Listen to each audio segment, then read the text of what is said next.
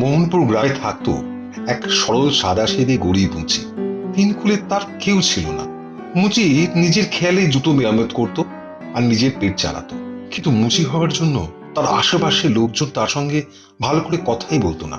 তার মনে সুখ ছিল না মোটে। কি গো দাদা, আজ বড় সকাল সকাল হাঁটে যাচ্ছ যে? করিস তুই জুতো সেলাই, তত কথা বলার কি দরকার? মুচি বলে যেন আমার খারাপ লাগতে নেই, খামোখাই সবাই কথা শোনে। না, আজ আর হাঁটেই যাব না।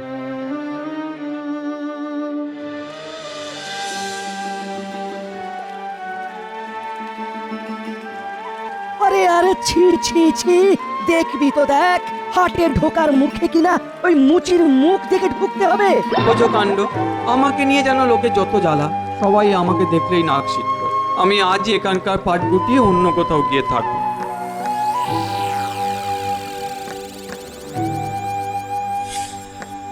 এরপর মুচি গ্রাম ছেড়ে গিয়ে জঙ্গলের ধারে একটা কুড়িয়ে বানিয়ে বাস করতে শুরু করল। যাক বাবা, মাথা গোজার মতো কিছু একটা তো হয়েছে। যাই, এবার হাটে গিয়ে দেখি, টুকটাক কাজ থাকলে করে আসি এই বেলা। বেশ চলছিল, তবে কিছুদিন পর আকাশ ঝাঁপিয়ে এলো বৃষ্টি। সে এমন বৃষ্টি যে মুচি না পারে কুড়ে ছেড়ে বেরোতে, না পারে ঘরের জিনিস সামলাতে।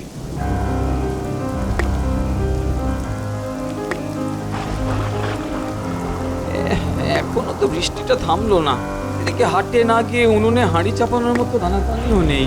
তার উপর আবার চামড়ার টুকরো, সেলাইয়ের সুতো সব ভিজে গেল। কি ঝকমারি হলো রে বাবা।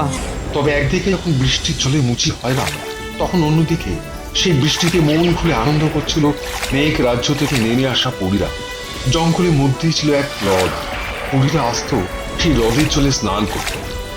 জাদু জুতো পরে মেঘরাজ্য থেকে নেমে এসে স্নানটা কিন্তু বেশ ভালোই হচ্ছে। হ্যাঁ, কিন্তু বৃষ্টিতে ভিজে জুতোগুলোর কি অবস্থা হলো কে জানে। তাই তো, একদম খেয়াল নেই। জুতো জোড়ার কথা তো ভুলেই গেছিলাম।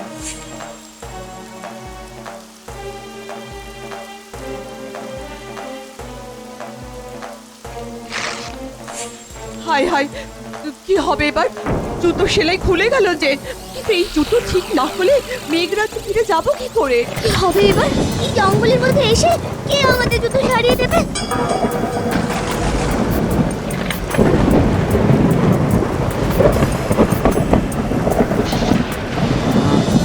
বৃষ্টিটা একটু ধরেছে মনে হচ্ছে, তবে আমার যা কপাল, তেমন কিছু জোগাড় হবে কিনা কে জানে। ওই দেখ, কেউ একজন আসছে মনে হচ্ছে। এইখানে তো কেউ কোনোদিন আসেই না। তবে বোধহয় দেখ, আমাদের বিপদ থেকে উদ্ধার করতে কেউ এলো নাকি। ও মা, এই রে, এরা আবার কারা? মনে হচ্ছে অসময়ে এসে বড্ড গোলমাল করে ফেলেছি। না না, তুমি কোনো গোলমাল করনি। গোলমাল তো হয়েছে আমাদের। সে তো তোমাদের মুখ চোখ দেখে খানিক বুঝতেই পাচ্ছি, তা হয়েছেটা কি? আমরা হলাম মেঘ রাজ্যের পরী, আর এ হলো আমাদের রাজকুমারী। এই হ্রদেই আমরা স্নান করতে আসি, কিন্তু আজ একটা ভারী গোলমাল হয়ে গিয়েছে। বৃষ্টির জলে ভিজে আমাদের রাজকুমারীর জুতো ছিঁড়ে গেছে। আচ্ছা নাকি গো তোমার জানাশোনা কেউ যে আমার জুতো সারিয়ে দিতে পারবে? আমি থাকতে আবার কাকে চাই? জুতো সেলাই করাই তো আমার কাজ। তাই নাকি? তবে তো তুমি আমার মুশকিল আসান। না না না না না, মুশকিল একটা আছে বটে। বৃষ্টির জলে আমার সেলাই করা সুতো ভিজে নষ্ট হয়ে গেছে। ও, কি ব্যাপার? যা তো আমার ডান হাত, সুতো এনে দে দেখি।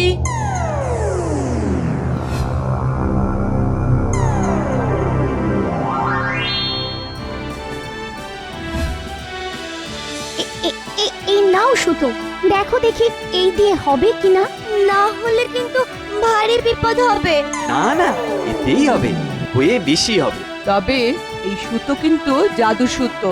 একমাত্র যে এই সুতো দিয়ে কাজ করে সেই পারে এই সুতোকে কাটতে বা ছিঁড়তে।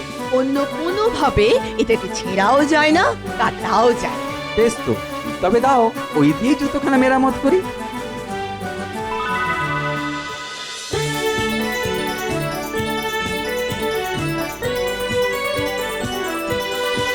এই যে রাজকন্যা, দেখো দেখি জুতো জোড়া কেমন জুড়েছে। ও মা, কি দারুণ! একদম নতুনের মতো মনে হচ্ছে না? এত সুন্দর করে জুতোটা সারিয়ে দিয়েছে যে বোঝার উপায়ই নেই যেটা কখনো ছিঁড়েছিল। এই জাদু জুতো পরে আমি মেঘরাজ্যে ফিরে যেতে পারবো। তোমায় অনেক অনেক ধন্যবাদ আমার মুশকিল আসান।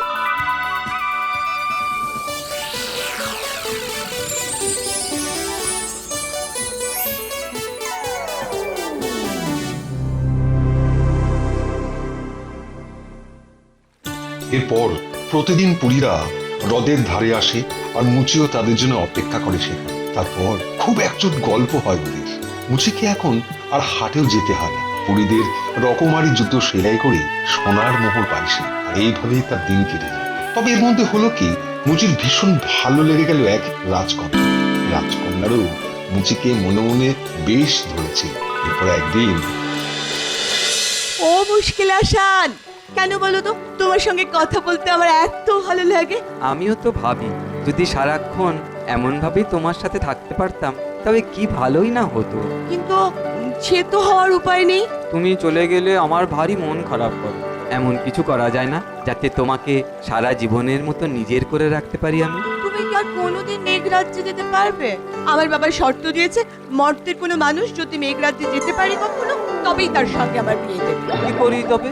আমি তো আর তোমাদের মতো জাদু জুতো পরে উড়ে যেতে পারবো না। তবে তুমি তো আমার মুশকিল আসান, পারবে না? কি গো, একটা না একটা কোনো উপায় বার করতে পারবে না? ধুস, এমন গবেটা আমি যে মাথা কোনো বুদ্ধি খেলে না।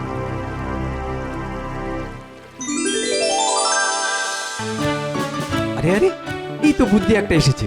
এই জাদু সুতো যখন আছে তখন একটা উপায় তো করে দেখা যেতেই পারে। কি উপায় গো মুশকিল আসান? এই জাদু সুতো দিয়ে দিলাম আচ্ছা করে পেঁচিয়ে। আরে আরে, করছো কি? এমন করে আবার কি হবে? কি আবার হবে? তুমি জাদু জুতো পরে উড়ে যাবে আর আমি এই সুতোখানা ধরে তোমার সঙ্গে সঙ্গে চলে যাব মেঘরাজ্যে। পারবে তুমি সুতো ধরে যেতে? কেন পারবো না? এই যে জাদু সুতো, তুমি তো বলেছো এই সুতো না ছিঁড়বে আর না কাটবে। ও, সাধে কি আর তোমায় মুশকিল আসার নাম দিয়েছি আমি?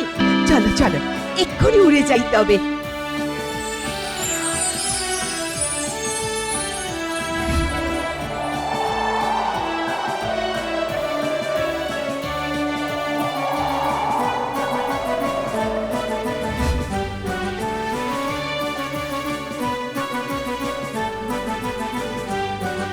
মেঘরাজ্যে এদিকে মেয়ের জন্য চিন্তা করে করে রাজা ক্লান্ত হয়ে বসে। রাজকুমারীকে চোখে হারান রাজা, আর সেই রাজকুমারীকে কতক্ষণ হয়ে গেল রাজা দেখেননি। মন তো তার ছটফট করবেই।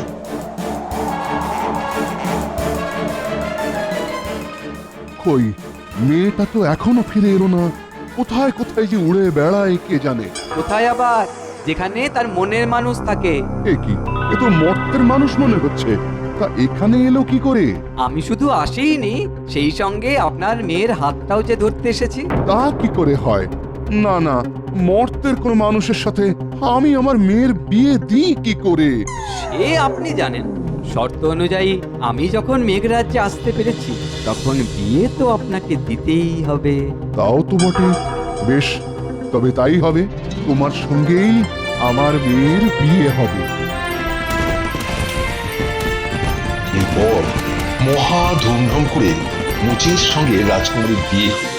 আর মুচি থেকে গেল সুখ শান্তিতে ওই মেঘ রাজ্যে রাজকুমারীর সঙ্গে।